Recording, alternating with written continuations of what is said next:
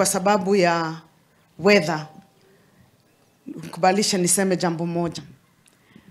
Kila mahali nyingi sana za Kirinyaga is flooded.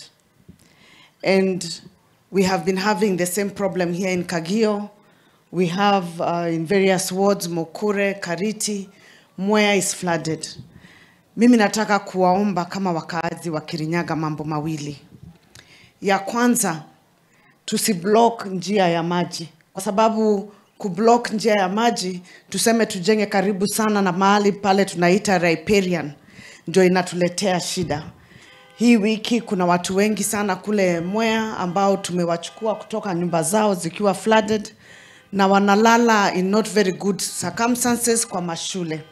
Kwa hivyo ningeomba ya kwanza ni to make sure that we all play our part. The county government imejitolea.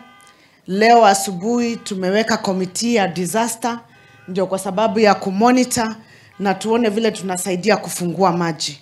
Lakini kama wakaazi wa town na vijiji, tafadhali tusaidiane ili tusiwe kwa ile njia ya maji ndio mafuriko yakija, especially kwa sababu ya damu. No mai mama ngitamerwa mutaro mwega kuma Kutus.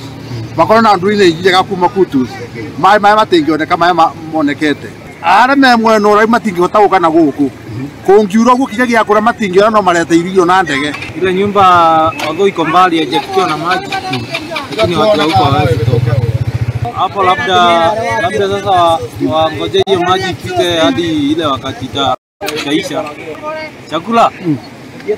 Ile watakula ni ile ya nini? Wamebakisha.